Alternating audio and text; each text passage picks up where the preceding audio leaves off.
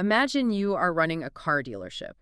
The central bank just doubled the interest rate on auto loans, so naturally you would think absolutely no one is going to buy a car today. Right, you'd think the lot would be a ghost town. Exactly. You expect to be, slashing sticker prices just to get people onto the lot, but then you look out the window and there is a line of buyers wrapped around the block. Wow. Yeah, and they're all holding cash, Yep. all waiting to pay full price. Which just doesn't make any sense on paper. It doesn't. But that exact counterintuitive scenario is exactly what is happening in commercial real estate right now.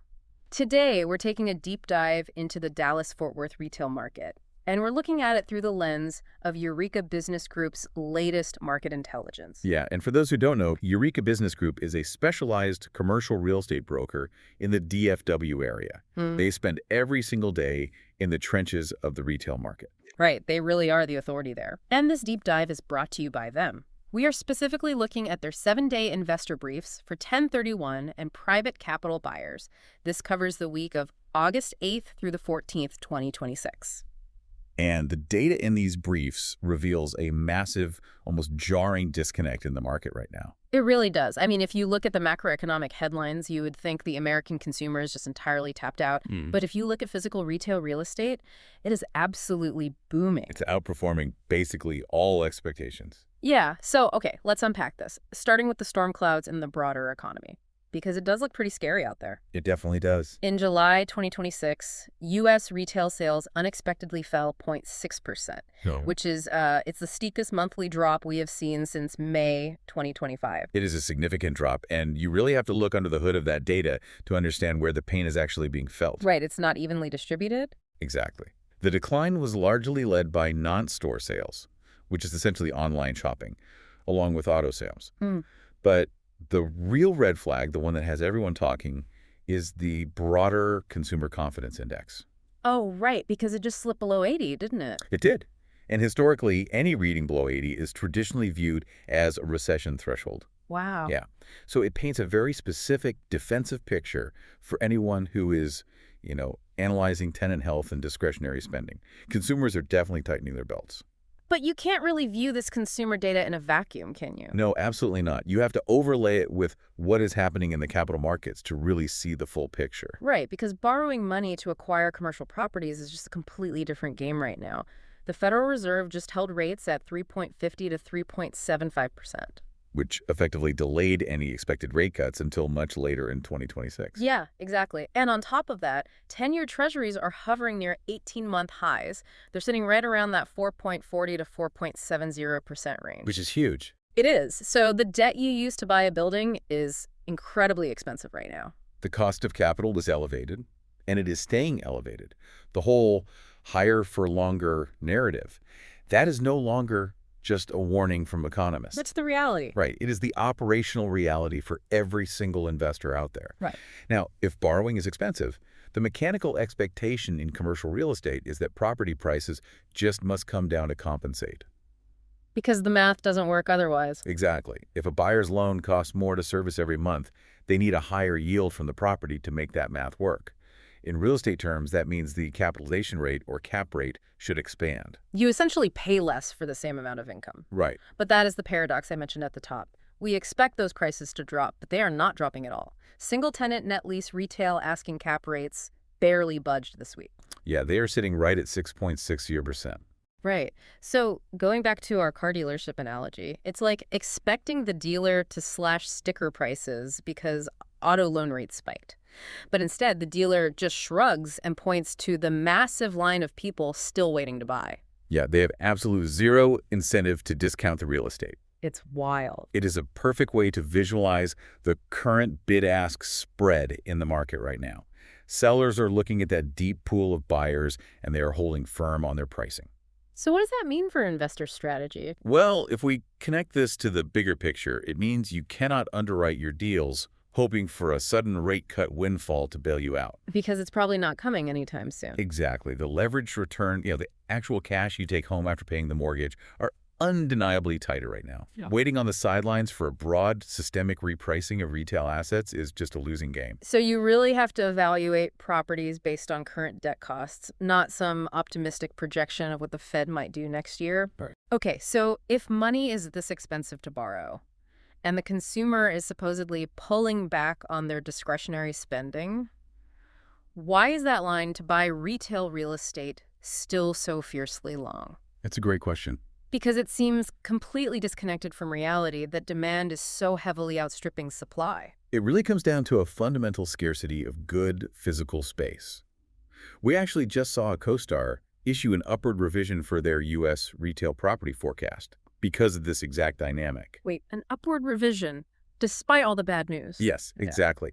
The headlines you see in the mainstream news are completely dominated by store closures. You see stories about Kroger closing 39 stores or major drugstore chains shuttering locations across the entire country. Right, you read that and think physical retail is dying. Exactly. But the underlying reality is that the new incoming store openings are actually twice as large on average as the ones that are closing. Oh, wow, twice as large. Yes. So when you measure the health of the market by square footage absorption rather than just raw store counts, the retail landscape is incredibly robust. That is fascinating. And that plays out perfectly in the local data in the briefs, especially when we look at a market like Houston. Houston is a prime example. Because Houston retail occupancy is sitting at a massive 95.2% right now, which is staggering. It's incredibly tight. You drive around and you see these empty Bed Bath & Beyond boxes. You see empty Big Lots and former Saks Off Fit spaces. But they're not staying empty for long. No, they are being rapidly swallowed up. Exactly. They are completely recycled by expanding discount brands. We are talking about Nordstrom Rack, Burlington, Home Goods, and various large format gyms coming in and taking that space almost immediately. And that speed of absorption completely changes the risk profile for an investor. Historically, if you owned a shopping center and your massive big box anchor tenant went bankrupt, That was a nightmare. right, it was catastrophic for your cash flow. But we have to look at the mechanics of how these landlords are responding today. Okay. Simon Property Group, for example, recently reported that they filled 1 million square feet of vacant space tied to recent retailer bankruptcies. 1 million square feet. Yeah, and they did not just fill it to stop the bleeding. They filled it at rents that were more than double the previous rates. Okay, hold on. I am looking at these corporate bankruptcies, and it is hard to believe this is just smart capital at work.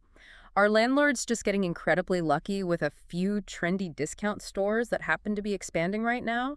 Or has the structural DNA of how we value dead anchor space fundamentally changed? What's fascinating here is that it is not luck at all.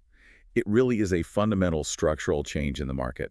An anchor closure is no longer automatically viewed as a death knell for a shopping center. Really? Yeah, Smart Capital now actively underwrites that potential vacancy as a major value-add opportunity. How does that work mechanically, though? Well, in the past, those older legacy anchor leases were often signed 20 years ago. They were locked in at severely below market rates, sometimes as low as $4 or $5 a square foot. Which is nothing today. Exactly. And they came with heavy restrictions on what the landlord could do with the rest of the property. Yeah. But when that legacy tenant vacates, the landlord finally gets control of the space back. Oh, so they can finally do what they want with it. Right. They can break up that massive box and bring in 3 modern, high-traffic tenants at current market rents, which might be $15 or $20 a square foot today. Wow, so the revenue jump is massive. Huge.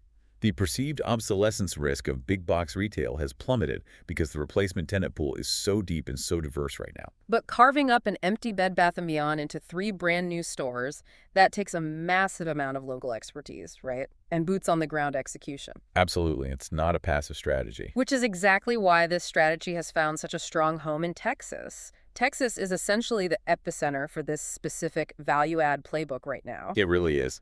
And as a reminder to you listening, this dynamic, high-opportunity environment is exactly the sandbox Eureka Business Group plays in every single day. They are navigating these exact types of deals in DFW. The Texas market is highly instructive for anyone analyzing commercial real estate right now because it shows us exactly what capital is willing to do when yields are tight. Right. If you cannot get the return you want by simply buying a stabilized, fully leased, grocery-anchored center. Because the prices are too high and the debt is too expensive. Exactly. Then you have to manufacture that yield yourself through operations. And we saw the perfect example of manufacturing yield this week in the DFW market.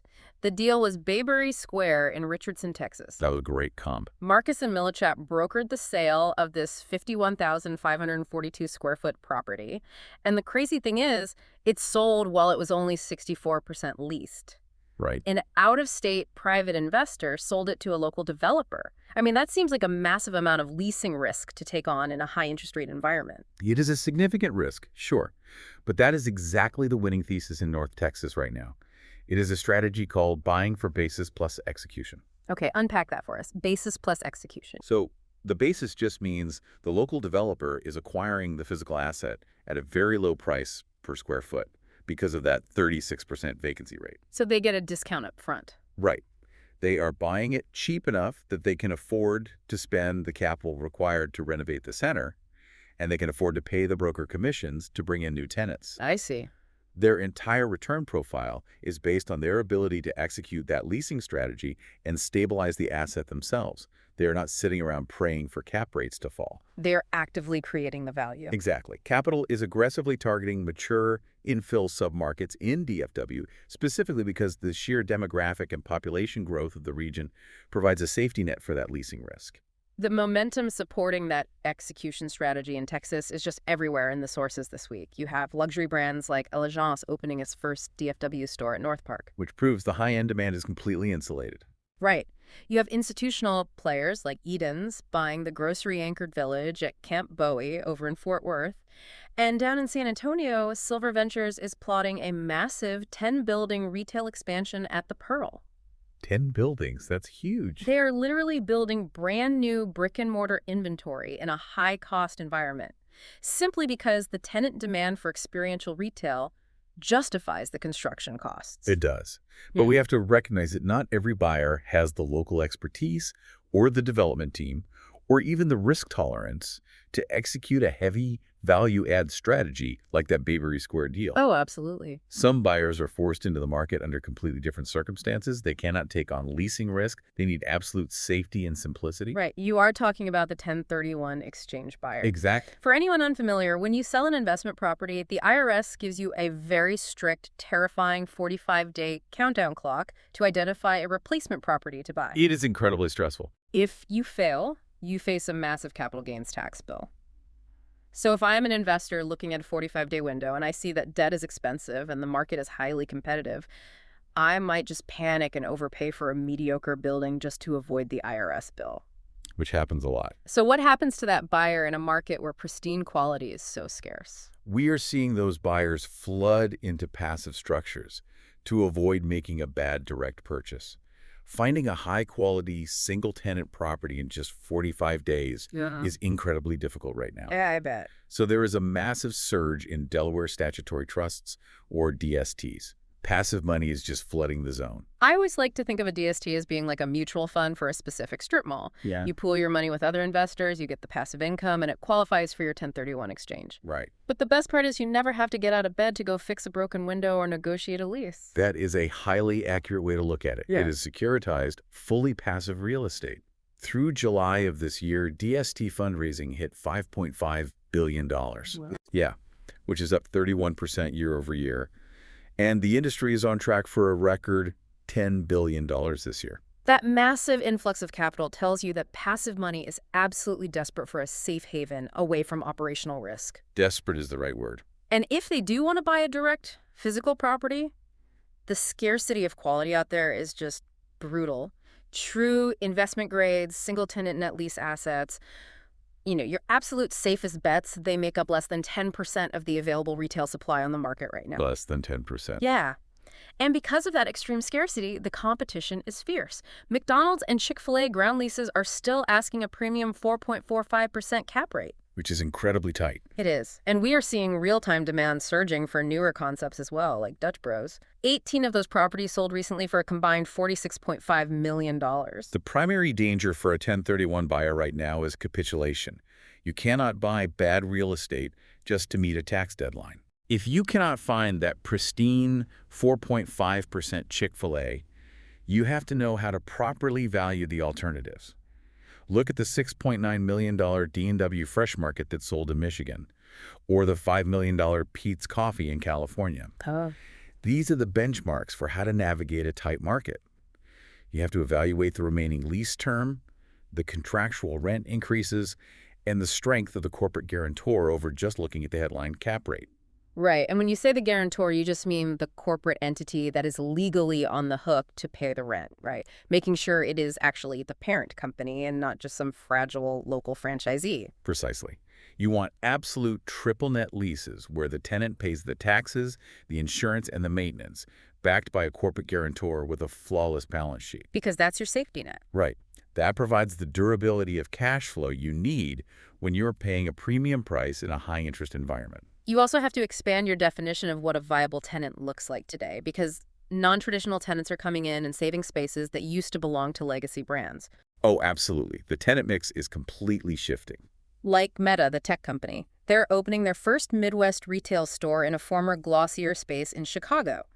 And F1 Arcade is taking over a massive former brewery space to build a Formula One racing simulation venue. It's all moving toward technology and hands-on experiences. Right. So what does this all mean for the listener? It means you have to be highly selective and entirely operational in your thinking. You cannot rely on financial engineering or falling interest rates to bail out a bad purchase right now. No, a market won't save you. Exactly. If you're buying multi-tenant retail in Texas, you want necessity-based, service-oriented, or grocery-anchored centers. And you want to buy them at a basis where you can add value through active management. Just like Bayberry Square. Right. And if you are a 1031 buyer, you must prioritize the durability of the cash flow, even if it means accepting a slightly lower initial yield. Because the alternative is taking on operational risk you simply might not be equipped to handle. It is all about navigating those crosscurrents. We have macroeconomic fears swirling around consumer spending and interest rates. But right beneath that surface, we have incredible micro-opportunities in places like the DFW market. The opportunities are definitely there. Vacancies are being rapidly absorbed. Legacy big boxes are being recycled at double the rent, and value-add strategies are generating real returns. And that is exactly where the localized expertise of a specialized broker like Eureka Business Group becomes critical to executing a successful strategy. You need someone who knows the sandbox. You really do. But before we wrap up today's deep dive into the sources, there was one final, somewhat jarring detail hidden in the data that really stood out. There was, and it perfectly highlights the tension between high-level investment strategy and the ground-level reality of retail operations. Yeah, this was wild. We just spent this entire deep dive talking about complex financial engineering, cap rates, 1031 exchange timelines, and the brilliant strategy of filling empty big boxes with evening entertainment. Right. F1 arcades and Gen Z-driven movie theaters. Exactly. Venues specifically designed to boost foot traffic after 5 o'clock.